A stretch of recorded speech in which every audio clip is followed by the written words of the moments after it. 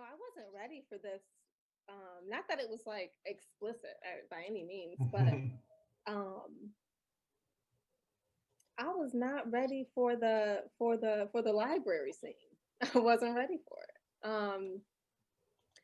And I don't know. I'm just curious to know what you guys kind of think about that. The idea of public sex in general, but the idea that with a stranger, he just told you like meet me in the bathroom, and he didn't even say nothing. Like it's just out and it's on site. I was like, oh my god, I'm no prude, but I'm like, and it's not just the stranger; it's the age difference. 16, yeah, 30, like married men, yeah, grown, 40, yeah. What was you doing in the library anyway? I don't know. But like there's so many questions that I was really honestly, I was that what we all were, but I just was a bit jealous of their bravery also. I don't even know how to describe that, but I was a bit jealous of their just like not giving a Fness. Like I don't even know how to describe it, but that level of freedom that one has to feel, even on a level that they probably can't even describe yet, but that level of freedom, I was a bit jealous of. I don't know. I think it was bold. I'm not sure exactly if I would say it was freedom. I think it's like the boldness. Two men. Okay, let's forget about two men. Let's just say two people, right? Okay, I tap you on the shoulder on the library. Okay, you know what's up. Come to the last stall, and it's just the way it was laid out for us, right? He opens the stall. The guy has his hands on his hips with his pants down. What is that? Well, he's ready. Right. He's ready. He got 15 minutes for lunch. Exactly. He can't be wasting time.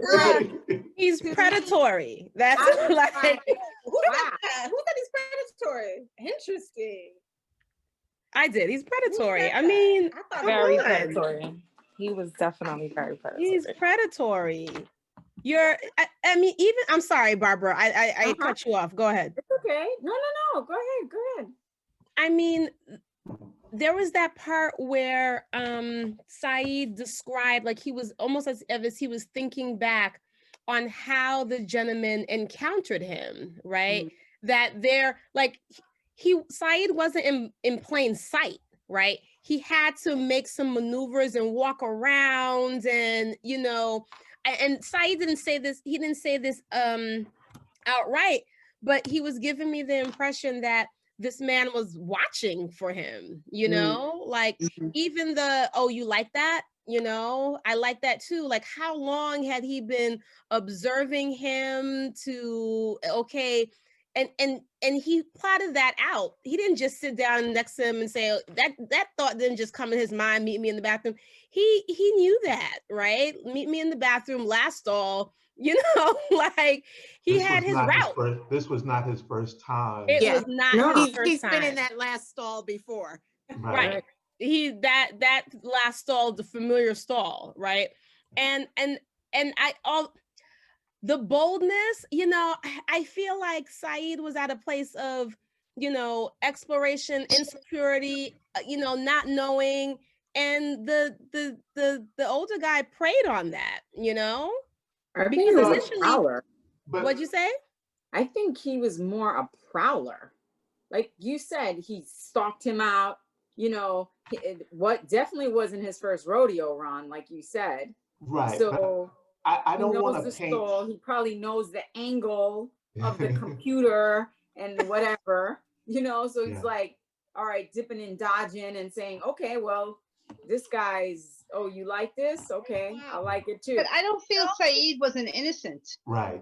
I don't feel he was an innocent. No, he's looking for, and I know, gay guys who were very promiscuous, and they went with a lot of different guys. And also, this has occurred with women too. But talking about guys, that they just want some like unknown sex. I mean, Fascinating. and So, so, am so, I so naive? I really thought that was his first time. Like, am I naive? I thought he just was like Who's first time? married guy. No. Oh no. No, I don't think so at all. I don't think so. That's what he do. That's just what he does. So, do any of you guys know any friends that are swingers or have been to a Yes. sex party? Yeah. Same boldness. Yeah. The bathhouses of New York evolved. right. Well, I just mean straight people. I just mean straight Yes, people. straight people. Yeah, Peggers, all of those things. yeah. Well, Because I mean, when you put it in that light, like it to me, it feels a little different. You know what I'm saying? Like it feels like, okay, this isn't I wouldn't say so much. I'm not saying that gay men are not promiscuous. I'm not saying that, but I am saying that you got some straight people that can blow them out the water. Well, I mean, men are very sexual. So that's just period. Straight, gay, bi, like men. Well, women are sexual too. So the Thank gay you. are very sexual. I think we have to put a lid on it. Maybe that's just. But I think we're very sexual as well as we're different, maybe as well as men are. Men may be a little more honest women. and open about it, but I think women are just as sexual. I think we buy into the fact that women are supposed to be less sexual, but I don't think that's true. We just conduct ourselves differently. That's right. The kink community is mostly women. Like guys, they kind of get in where they fit in, but when it comes to power and assertiveness, it is female ran. Mm-hmm. Yeah, I think that I mean, I didn't read this, but I just hearing what happened, I think that's very much a part of the gay culture that was prevalent in the 80s and 90s. This is the 2000s. Going onward. And you know, I have a friend that like worked down by NYU, and he would say to me, there's certain bathrooms or certain public bathrooms that he does not go into because they're basically spaces where men are having sex with men in these very public spaces. Yeah, it's a whole thing. What is that? The guy with the wide stance at the airport. God. What was it? He was a politician, an older politician. Oh, right, I remember that. Senators or something. Yeah, and he used to rail against gay behavior, and he was a Christian conservative. That tells you a Was lot. that There. Anthony Weiner? Was that Anthony Weiner? Anthony Weiner was fully into that lifestyle. He wasn't about being a Christian conservative. He was about getting loose. Anthony was out of his mind. He was just out of his mind. Even after he got caught, he went back. He got thrown out of politics, and Anthony Weiner still went back to that lifestyle. It's in his name. It's his calling. I know. He had no choices from the time he was born. He had no choice. Can we talk about the fact that Saeed, with that bathroom scene, how he was taken aback or thrown off that the gentleman didn't want to kiss him, right? Like that, and I don't know if that just speaks to his level of inexperience, right? I thought that was interesting. 16 at the time, I believe. Right, he's young, So, yeah, and that's why I call dude a predator. Like he's 16, you know. He's exploring these feelings in secret, right? He wasn't sure how this dude was going to, I mean, at first he was going to, you know, shut down his computer, or he had his exit strategy for how he was going to exit out of the screen, right? Yeah. And so I mean, there was one, I mean, he's great with his writing style. He talked about on his way to the bathroom, he was walking through a curtain of questions, you know, like trying to get to the other side of it all. And I think he had a rude awakening, You know, he was like, oh no, hold on, I don't do that. Like, you can't go from down there to up here. Like, it doesn't work like that. It doesn't work like that. Or maybe more intimate me at all. But this is not an intimate situation. We are not kissing buddies, you know. Right. Right. Kissing is too passionate. It's too personal. Yeah. That's personal at that point. I think. Yeah.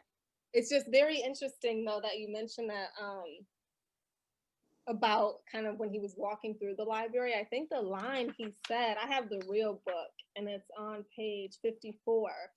When he's walking, he says, what exactly did he see when he saw me? Mm-hmm.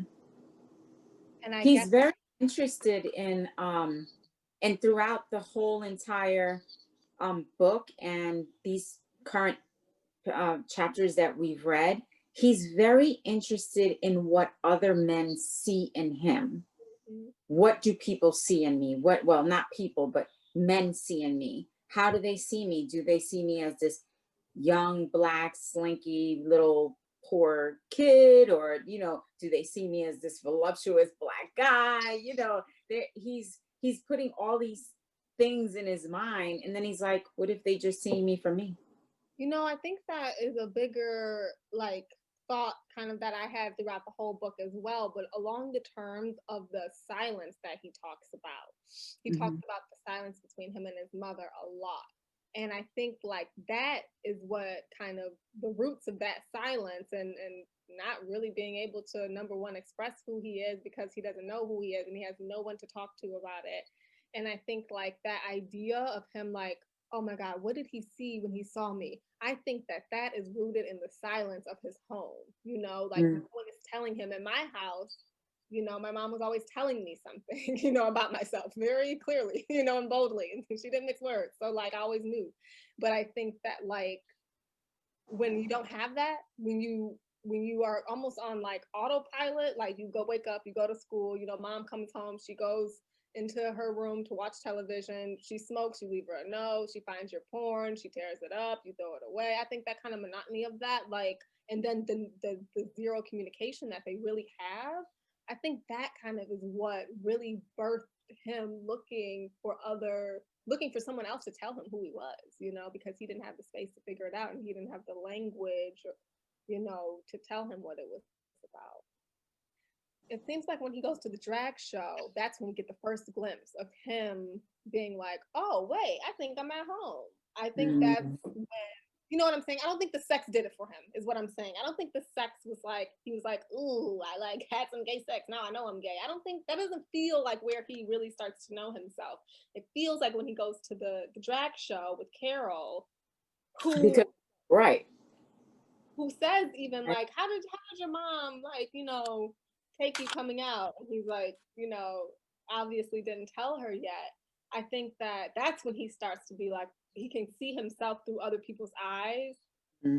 But I also think that young men in general connect to sex before love, and that's sort of part of his path, Saeed's path. I personally think like he was into the sex. I mean, the sex stays a constant theme from this part through his days of going to college. You know, he is having open relationships, quick relationships all through college. So I wouldn't say he's not looking for love, but like all young men, we are all, at least were all looking for sex when you're adolescent and when you're in your early 20s. You know, not universally, not exclusively to all young men, but that is a driving force for us. Yeah. I think it's also exploratory. Yeah. He has a line in there where he says on page 60, in the middle of the page, he says, in the absence of clarity, my worst anxieties reign. And so I think that also kind of Goes back to that idea. If he was like Ron, to your point, I guess if he was clearer about who he was, maybe he wouldn't be as anxious because he'd be having more sex, you know? But like, Yeah, that just feels to me, I mean, so far through what we've read, it just feels natural to the process of growing up and finding your path mhm. to either true love or some kind of friendship. Like it doesn't seem unusual to me that a young man, in this case a queer man in college, would be trying to have as much sex as he could, because you have that kind of energy in college when you're a young man, you know, and if you are encountering other young men thinking the way you are, um, the sky's the limit. Yeah, he gets to college later in the chapters. Mm-hmm. But I think what is the beauty of this book is kind of the extraordinariness of it in the ordinariness of it. You know what I'm saying? They're not in an elaborate space. It's Right. like the last book we read was like heightened sense of Bronxness. You know, like every day they were outside on the street of the Bronx, New York. You know, place we're all very familiar with. A lot of us are very familiar with. So like that the environment was another character. In this book, we don't have that really. You know, we have that real ordinary Texas life, very mundane, and the extraordinariness of it kind of lies in that ordinariness because he's extraordinary in the sense that he's queer, right? How also though, what do y'all think about this? I really appreciated and just really vibed with how, although they're in Texas, you know, most Black people in Texas, you know, are with the AME or Baptist church, but they're not, you know, they're Buddhists and they have an altar at home and they chant at it. And I think that there was something very, very special to me, the duality of, in Harlem, yeah, they were in Harlem, my bad, Spanish Harlem. The idea, the duality of like the queerness and but he didn't let like the spirituality of like his Blackness drop in these pages. I really appreciated that. Like, even though it wasn't like the very stereotypical church, like maybe you could be expecting, right? Where it's like that kind of classic fight between like the gay man and the Black church. Like it wasn't that. Like it's just actually very, especially in pages, chapter 7 to 11, it's actually a very calm, peaceful, uplifting like spirituality that's side by side with the queerness. And I don't know, I just really appreciated that.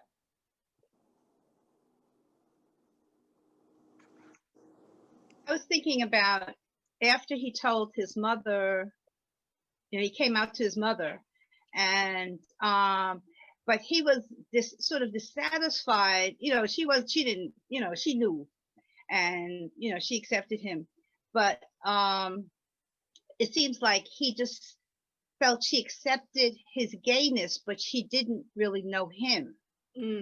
Because a person is not just, you know, each of us is more than sexual. You know, there's a whole bunch of things that make up, you know, our personalities, our characters, and all like that. And so, you know, I was wondering if that led him to, like in his other relationships, wanting people to know who he was. Like in his totality, right? Not just one part of him. Yeah, for sure. And that makes sense. To me, that feels like some of the struggles that we have as adult children. You know what I'm saying? If we're blessed to still have our parents, you know, when sometimes they can get a little sideways and talk to you as if, you know, you're still a kid. You're like, lady, I'm over here paying bills, you know, or sir, like, I know you're my daddy, but you know, like, you know, and I don't know, you know, I still also have that struggle with my mom. Like, she is very, it took her a long time to be open-minded about a lot of stuff that had absolutely nothing to do with my sexuality. Just, you know, the things that I wanted in life and what I was not interested in, you know. But, you know, I find myself wanting her to, I don't know if being my friend is the right thing to say, but maybe us knowing each other more intimately, you know what I'm saying? Like wanting to know what are some of my mom's, deepest, darkest secrets, or what are some of your, what do you desire in life? What if you could just do something frivolous, what would it be? Little things like that. But I find myself being too, I don't know, timid about that. So I really understood what he meant by that, because there's, as he's constantly, reiterating, there was so much that was unsaid, you know what I'm saying? And it's like, whew, you talk about some don't ask, don't tell. Black folks know how to do don't ask, don't tell better than the It's really interesting you say that, because it's so funny you say that, because two things. One, like, I think the mom didn't have the language to, the give him, but she obviously had stepped away from what her mother was doing as far as the church was concerned. She did something completely different. So I think, like, seeing her son not be straight, she had maybe the empathy and the sympathy to allow that, but she just didn't have the language for it. And I think that, you're right. I think that that's one thing a lot of Black families don't admit. My aunt literally the other day, what did she say? I said something about the people in the family, we always sweep things under the rug. And she said, my aunt's very funny, and she said, but there's so many lumps and bumps on it, we can't walk across it. And I think that, like, man, that's just, yes, you're right. I think that, like, I wonder what y'all think about, actually, was anyone else about to say something before I move on? I was wondering what y'all thought about kind of the scene that him and his mom, I can't find it, it's earlier in the chapters, when he finds out he's getting accepted to NYU, and they don't have the money, and the financial aid was only going to cover part of it or something, and they were chanting in front of the altar. I'm wondering, like,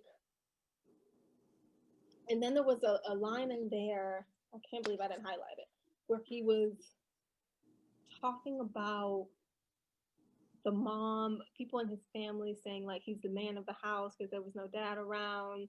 And he was like, I just didn't know what that meant, especially because this was my mom's house. It's a full grown woman and this is her house. What does it mean that just because I'm a man, I'm the man of it?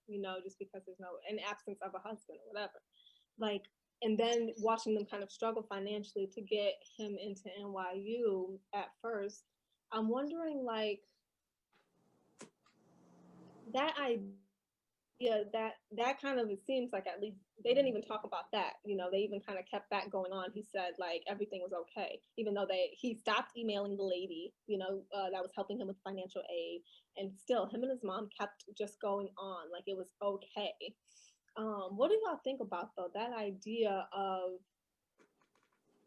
maybe assuming everything is going to be okay and just going with the flow and just continuing life as usual, everything's okay back at the farm, in hopes that something will happen? Like, do you think, like, there is just an ebb and a flow, everything is going to happen the way it's supposed to happen, it's already written? Or do you think that there is some way to, like, manipulate your, like, the actions that you can take that will inevitably, like, put you in the position you want to be in? Does that make sense? It makes perfect sense. I feel like, when you think, or when you believe that you do everything that you're supposed to do, his mom moved him to the right school, supposedly in the suburb where, he could get a good education, and he was intelligent, and he got good grades in school, and so you would hope. And maybe once upon a time, in the US, that might have been a reality. If you get good grades, you get a scholarship. That scholarship pays for schooling, which eventually we learned that it did for him. You know what I'm saying? But, like, to be able to go to the schools that you want, have the grades, have the acceptance, and then be like, dun, dun, dun. Because I've been there with him, when you know, you do get it, you know, get accepted to a school, they're saying that you're accepted. And then when you look at the financial aid, that's a whole different thing. And they might give you something, but like that won't even handle room and board. So it's like, how do you expect people to go to school with financial aid when like the aid isn't enough to, you know, but I think we also have this thing too as a people, and you know, we're not a monolith, but this thing about, oh, everything will turn out all right. Mm-hmm. You know what I'm saying? Like, and that could be faith, or that could be like the system is against us. It's always been against us anyway. So, you know, by hook or by crook, we always make a way, period. You know? So I don't know. And his mother does get sick during this time. Um, could be from stress, you know, added stress. Well, she was The smoking. mother has to be taken to the hospital. What's that, Brand? Remember, she was a smoker. She was a heavy smoker, and they had to like almost cut her Yeah, chin open. yeah. But you're right. And that's it's during that time is when he learns about the scholarship to Kentucky, and he flies to Kentucky and he accepts the scholarship, which in hindsight might have been the best thing that happened to him, because if he had come to New York as a promiscuous young man, he might not have made it. Because you know, New York is everything times 10. So if he was living a good life in Kentucky, I can only imagine what kind of life he would have been living here in New York. You know, which takes no prisoners. So yeah, so that's what I mean. Like everything ended up working out for them, even though they, you know what I'm saying, kind of didn't really have a plan. They didn't have a plan.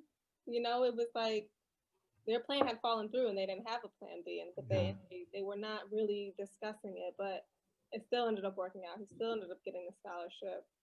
what I found interesting is that he goes to, is it Western Kentucky University or something like that? Something like that. And he says that he has to now sort of butch himself up again, because he doesn't want, even though he is living, it seems as though he's living out, you know, but he doesn't want like his roommates or certain people to know that he's gay.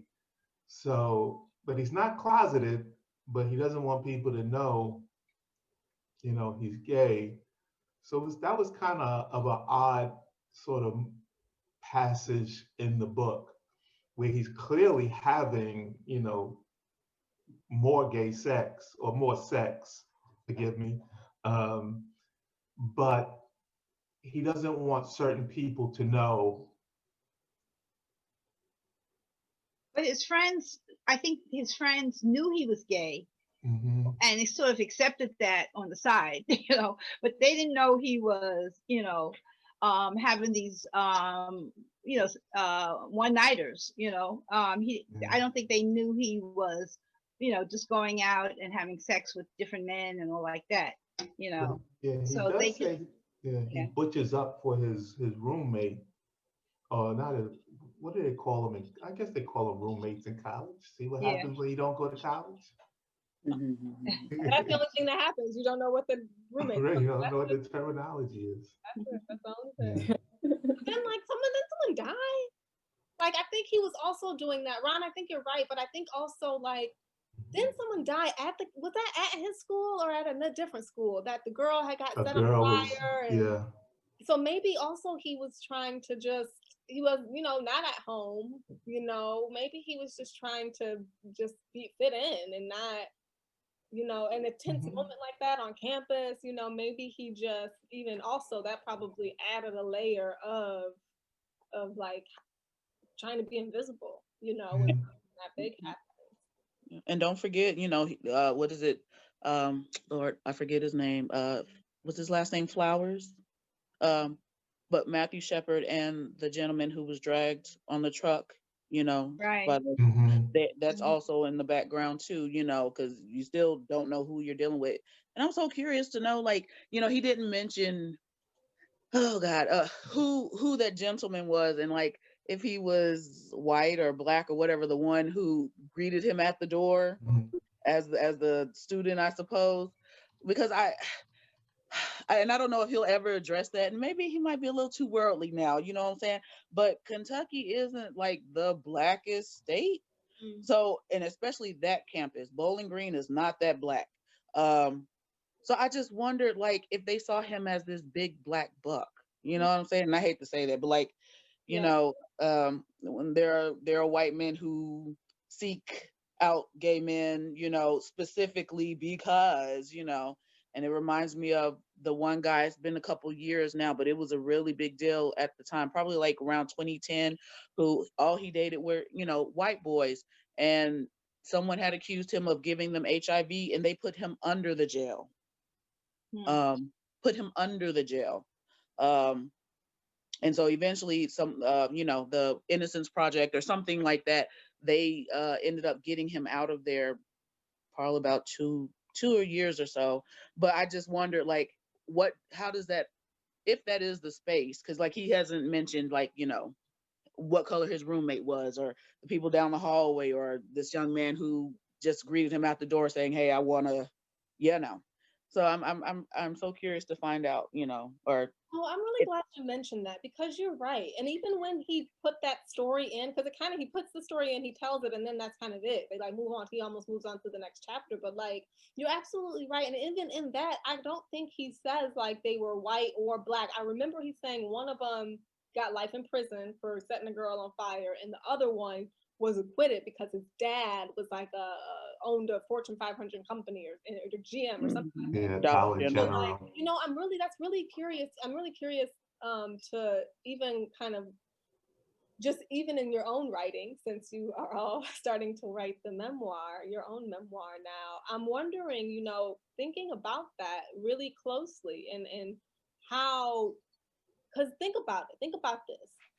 If he would have put that on the pages, right, what we're talking about, if he would have said the color of the roommate's skin, or the color of the girl who had died, and the guys that murdered her, you know, then it becomes a race book.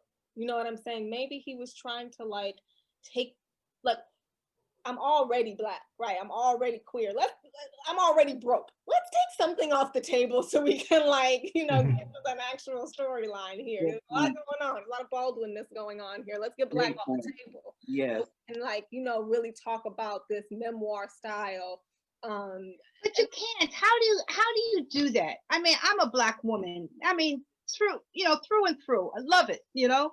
And I wouldn't, I mean, not that every page or every line is going to say they're white, they're Chinese, I'm black, but I had the same kind of feeling that he's going to this school, and I just was assuming it wasn't a, you know, black college, you know, it wasn't an HBC, that it was, you know, mostly a white college, and here he is, a black gay man, and so he did not really investigate that. You know, he didn't really talk about that.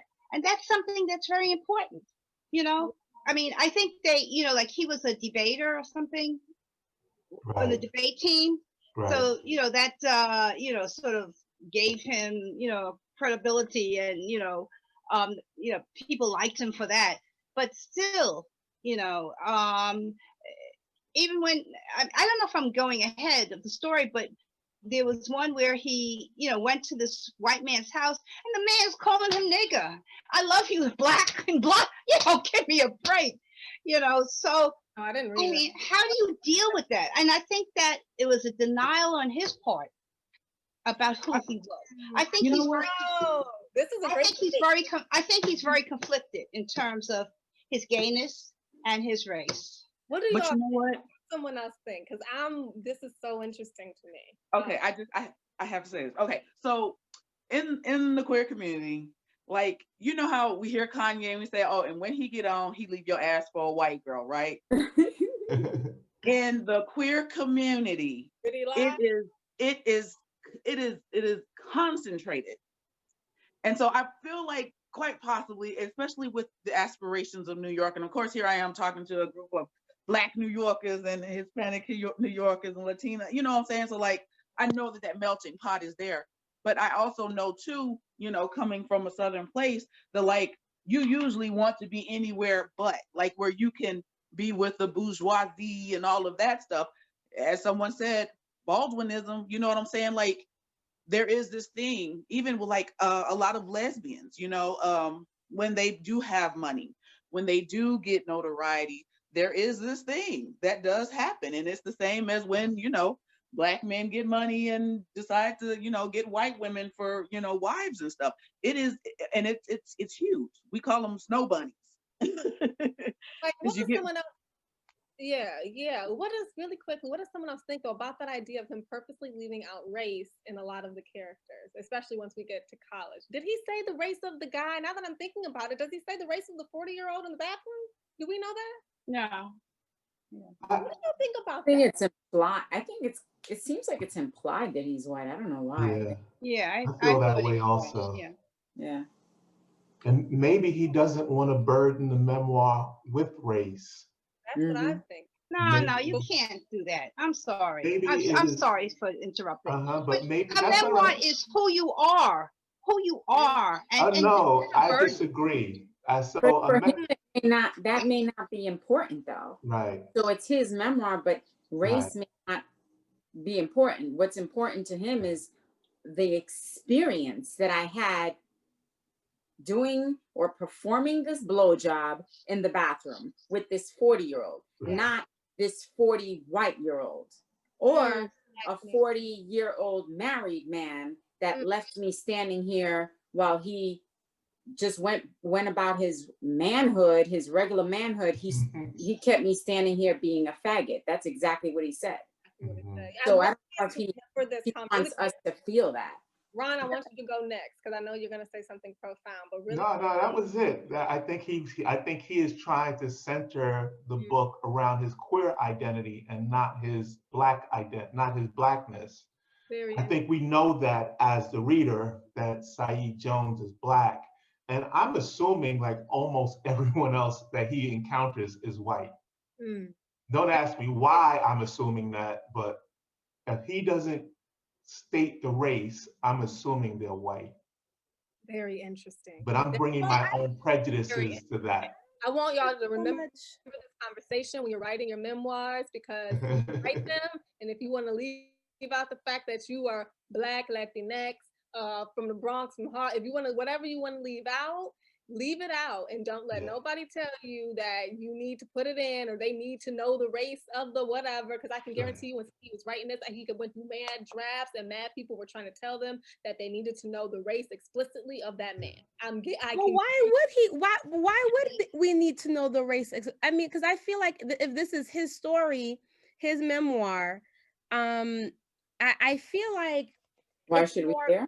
It's more about his race and his place in the world, and not so much about the other people that he interacts with so much. I mean, I don't know. I think that where's that line that he talks about, you know, it's one thing to be black, but to be black and gay, you know, you might as well be like, he mentions that. I can't find the line now, but I feel like he's talking about this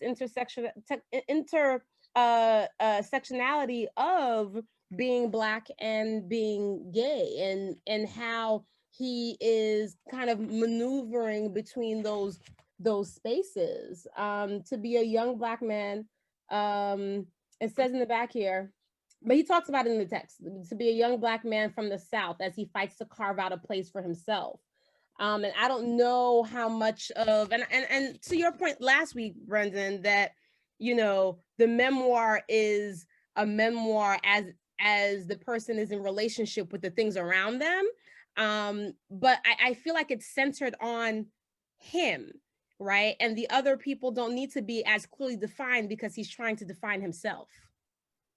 And you're right, because that's what we want. You know what I'm saying? Like, was it Toni Morrison aspired for that sort of thing? You know, whatever it is that you want to center without having to center everybody else. And I get that. Like, when I hear you say that, Lydia, I get it. It makes perfect sense. Like, I mean, I get it, but it's just hard because we've been, you know, it sucks, but like, we've been used to like, this is a black memoir, or this is a, you know, whatever. And if you automate and say this is a queer memoir, then we automatically assume it's white, or if it's a memoir, we automatically assume that it's a male or something to that effect. So I mean, it is, it's not cringy, but it is different. It is different in a way that, like, if we've really used our imagination, this is how we're supposed to write.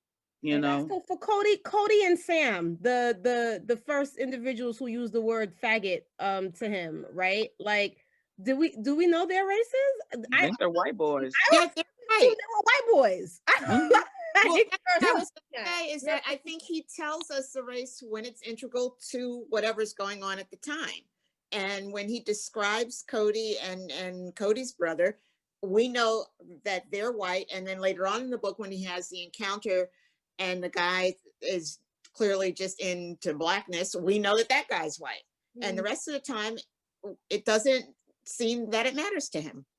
Or is it that when I don't know, when he doesn't mention the race, are we assuming that, is it just safe to say that nothing's safe, but is it just safe to say that they're white? Because he made a very clear distinction to describe the construction worker that was on the roof when he was watching him, and that guy was clearly black because he talked about him being dipped in oil and his ebony skin and whatever. He described him as but he wasn't in any real close relationship with the gentleman. He brought him a pitcher of water, but he wasn't in close relationship. I mean, he was in close relationship. Well, neither was he with the gentleman in the bathroom either. But I don't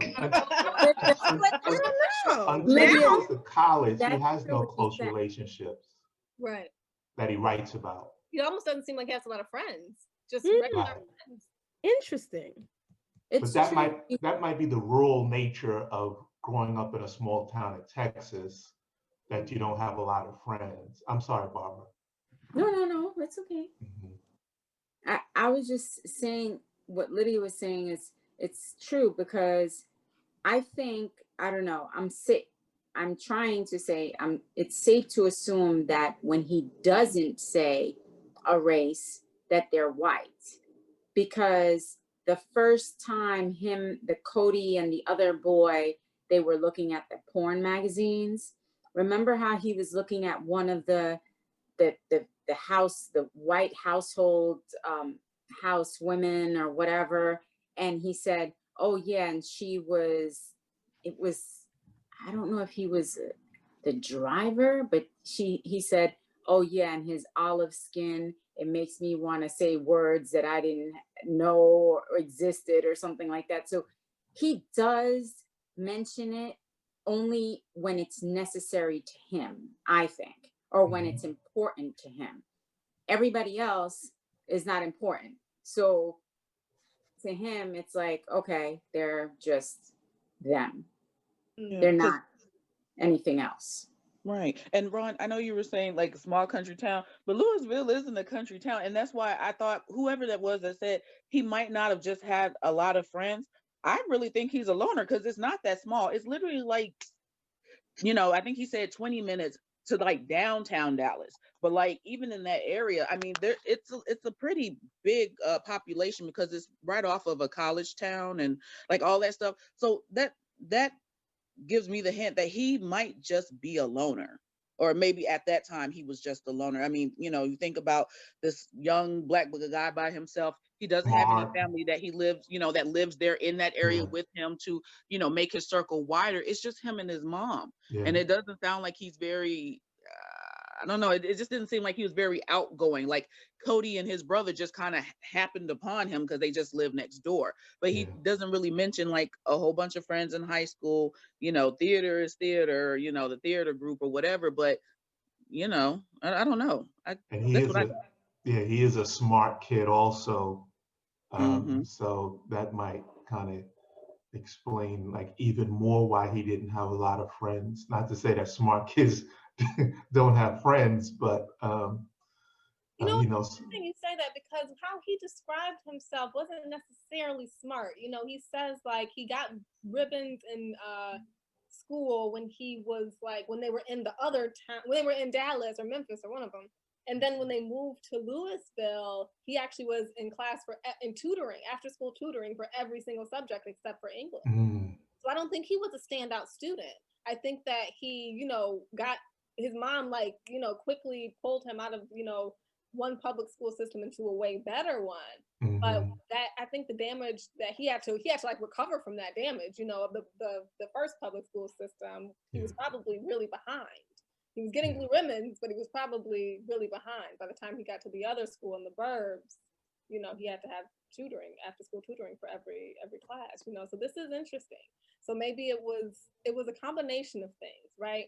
But I'm wondering, like, you know, what is that Toni Morrison book, or anybody, what is that Toni Morrison book where she also doesn't mention race? It's either race or gender.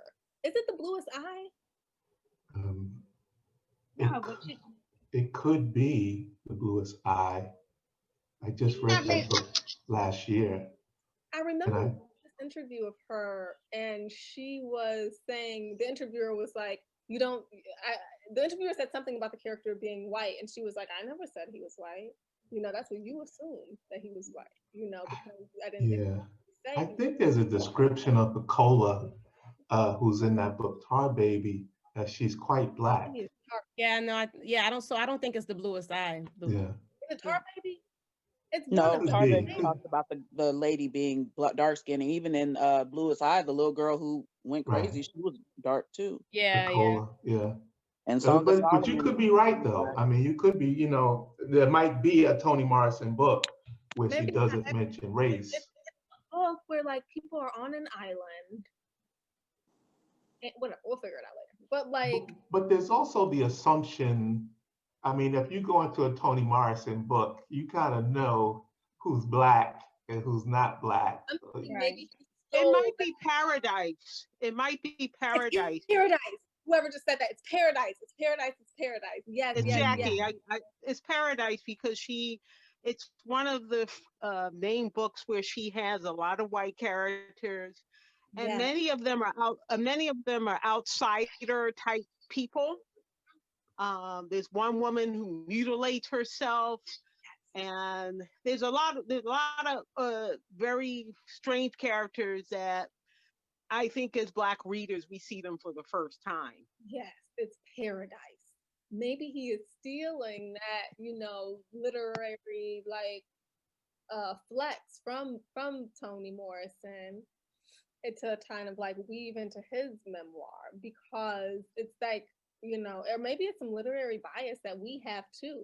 You know, why would we assume that somebody is white? Why would we do that? You know, maybe that's some literary bias we have, you know, maybe to check ourselves as readers too. And maybe that's why he deliberately left out, because it's not like he's not a skilled writer. He describes, you know, driving through the middle of bumfuck Texas in a Ford Escort, you know, with this like brilliant ease, you know. So it's not like he has for a lack of description. So when he leaves something out, it stands out, you know, like we notice it because he's so descriptive in every other thing. Even down to like the pearls or the chanting beads that he brings his mom to the ER. He describes he has a color for those, you know. So this is very interesting. And I think that you know, as we read on, I definitely want to start making note of that. Maybe it's just in the middle that he doesn't mention race, but if it's not, then I think that's what do y'all think about that? Personally, I think it's I know Ms. Johnson thinks that it's not the best tool, but I think it might be now that I'm thinking about it, I think it might be a really great way to kind of make the reader do a little bit more work, you know, in our own reading, in our own thinking, in our own analyzing. You know, it really challenges us to like read a little deeper, you know, past the color of someone's skin. What do y'all think about that?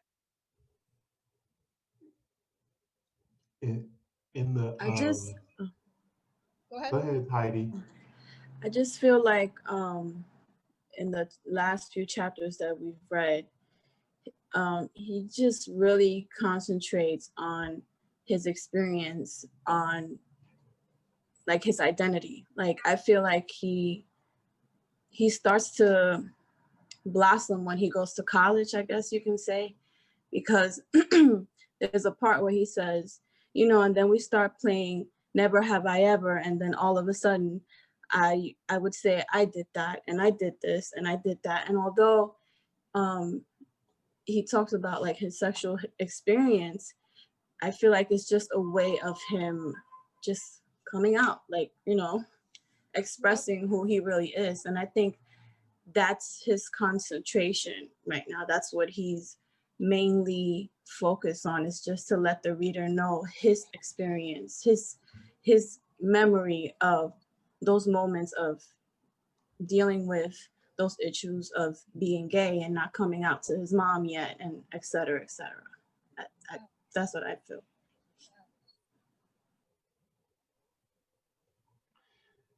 Saeed Jones mentions like one of the first books that he read that had gay characters is Another Country by James Baldwin. And I remember reading that book and being completely confused as to who was Black or who was white, who was straight and who was gay. James Baldwin introduces a lot of characters in that book, and he is not trying to sort of clearly define everyone's race and sexual sort of slot, that people don't fit neatly into slots all the time. And this might be something that Saeed Jones is trying to do in his memoir.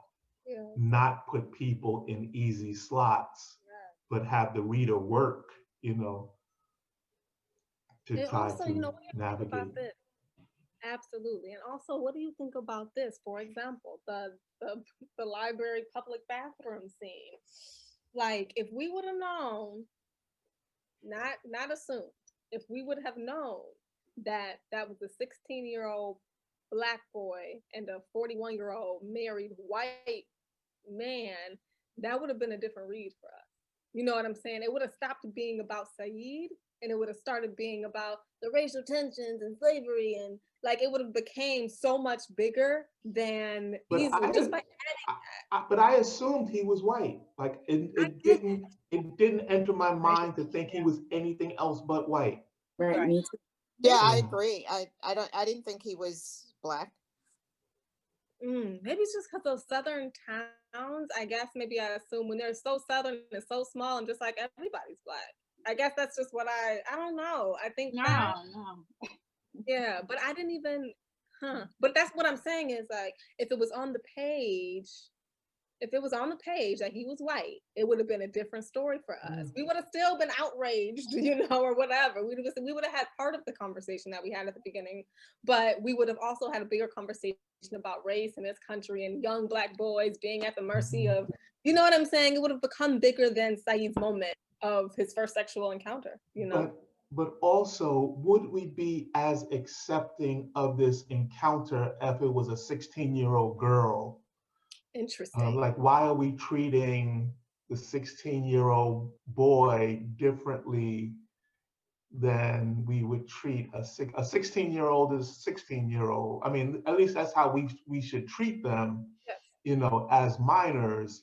But I speak for myself personally. I'm not as outraged because it was a boy. It was a young man, having sex with an older man, as I might have been if it was a 16-year-old girl.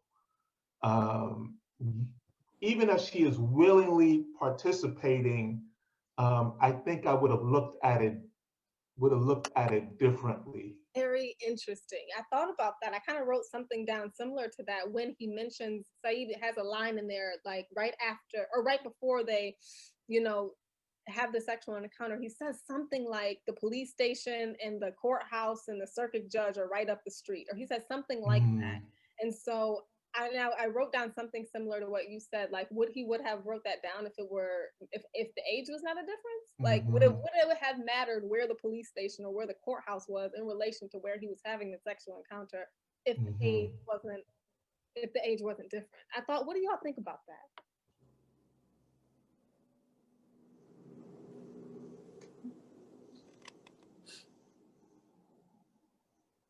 I don't know, because I also wonder like why Saeed wouldn't have sought out somebody his age. Like I did not read anything where it said, oh, there's a guy, what I'm saying? Of course, he's looking at everyone, but like the porn site that his mom found him on, what I'm saying? That was an older guy. Of course, this guy's an older guy.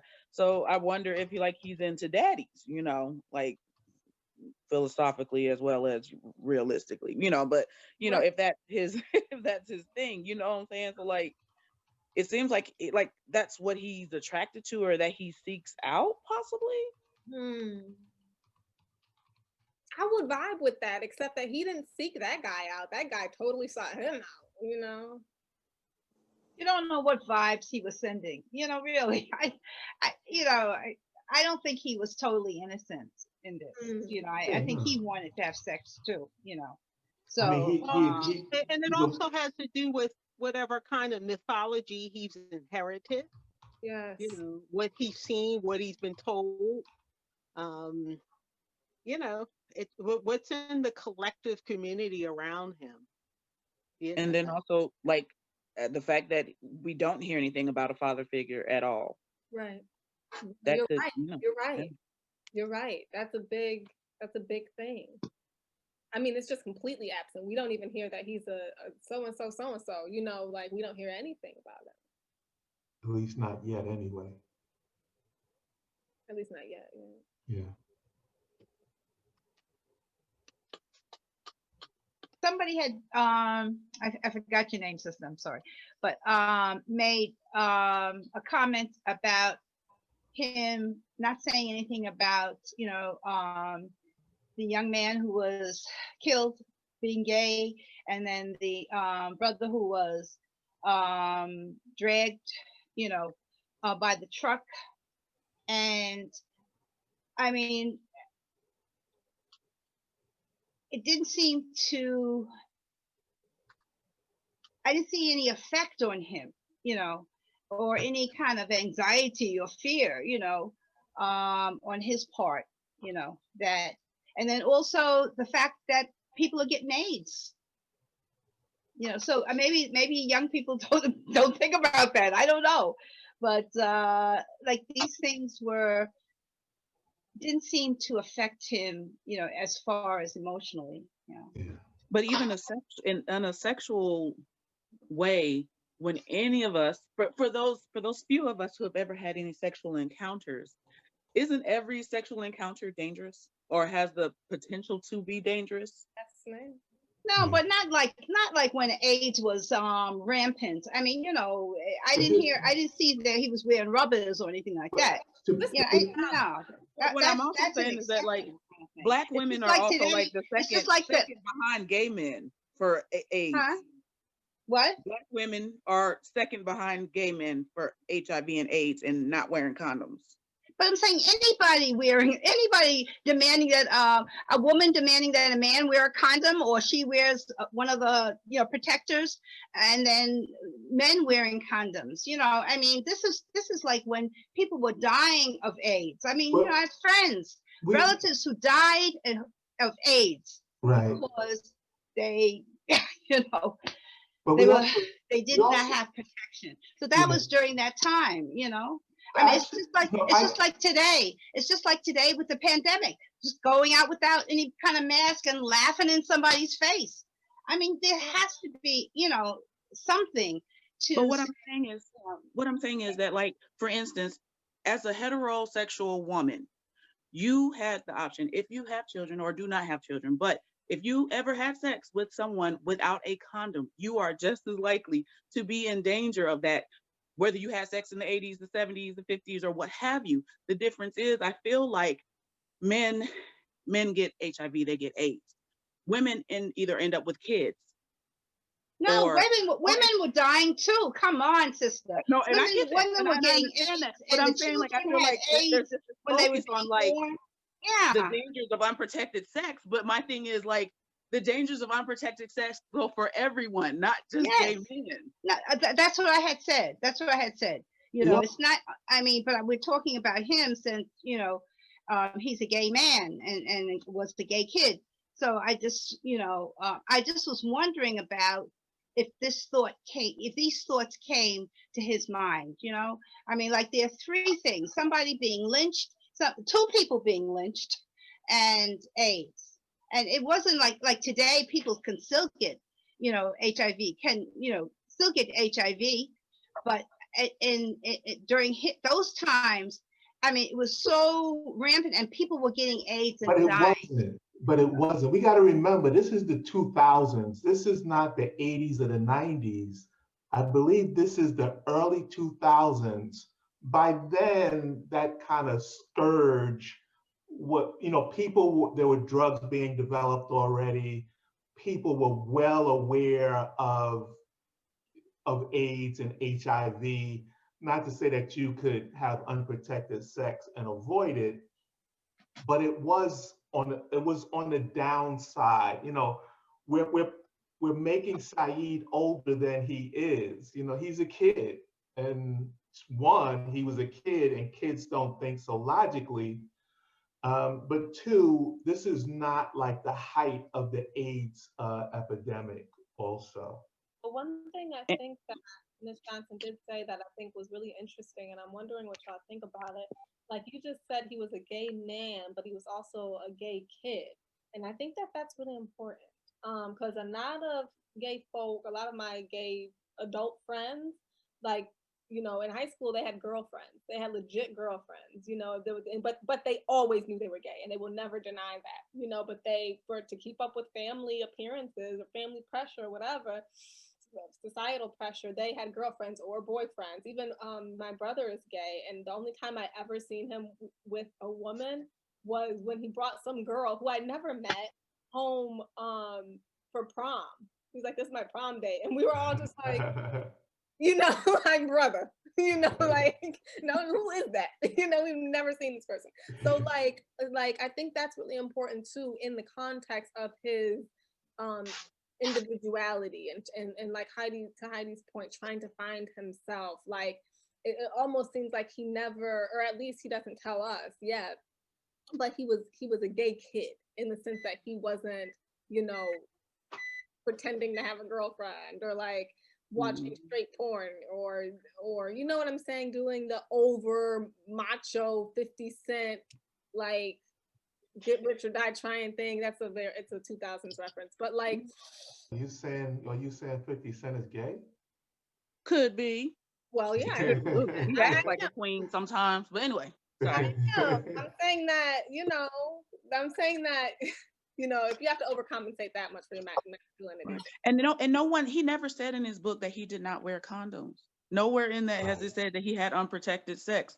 I mean, it would take maybe possibly the 80s and the 90s for this generation to know to do that. We didn't know if he didn't say anything about the man having a condom waiting for him, just like he didn't say that the man was white, black, purple, or Hispanic, or whatever the case may be. We don't know that. So to automatically assume that, gay men doing promiscuous things, I know plenty of girls that give head. Like it does not pertain to gay men. If you like penis, you like it. Oh, well, there you go. That should be on it. All right, but we're talking about Saeed right now. Oh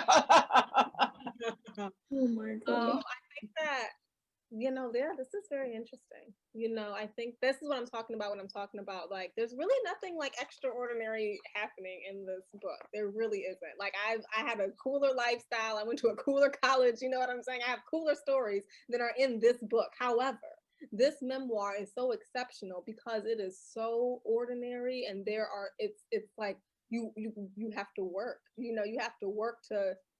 He almost mirrors to us that silence that him and his mother had with each other, in a sense, where he's telling us a full story. However, there's still something that we have to piece together ourselves as readers. Even though it's a memoir, it's not fiction, there's still I think what makes this read so great is that we still get to do a lot of work. The author isn't saying, this is my story and this is what happened to me, and you have to, be able to believe it and conceptualize it as such. He's actually giving us a lot to work with, in the sense that he's kind of silent about a lot of things, I just wanted to say that in that scene where he went to the bathroom with that gentleman in the library, it just, I don't know if anybody else felt it, but it kind of felt to me as if that was his moment of expressing how he really feels inside. That was his moment. That was kind of like his gateway of like, here, I finally have this moment with a man, you know, an older man.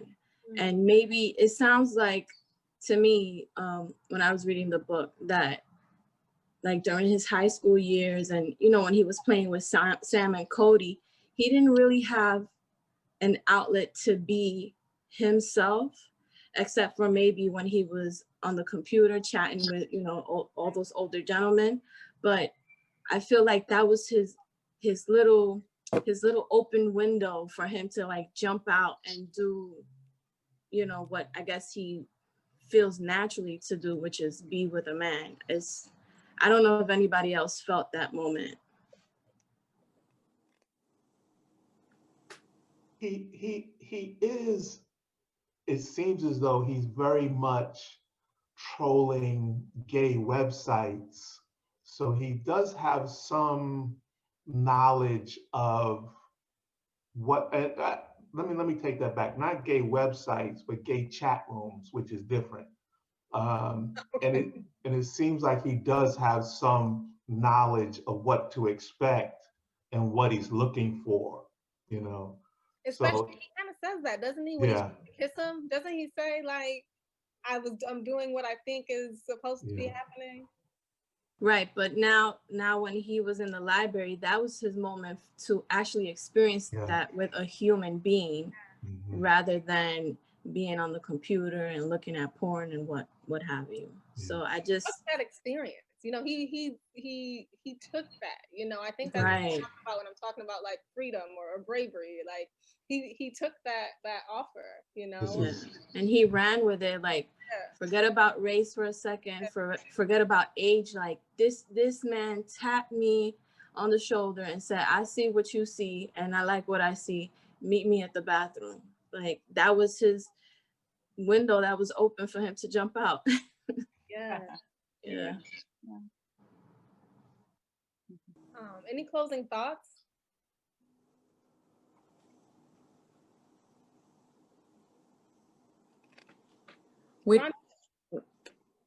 I'm sorry, with every book discussion we have, I think this guy, Saeed, is so brave. Even the questions, like the prompts that you gave us early on, and even last week, the prompt that you gave before, I said to myself, wow, if this is something that you have to divulge to someone, just saying the truth about yourself, that's so scary, that's so bold, that's so brave, that's so vulnerable, that I give him props just for that. Yes. I mean, that alone, everything else is like, oh, okay, we're reading a story and, you know, we're about someone's life, but to actually put it out there and the folks that know you are going to read this and say, oh, wow, that to me is like amazing, hands down. Yeah.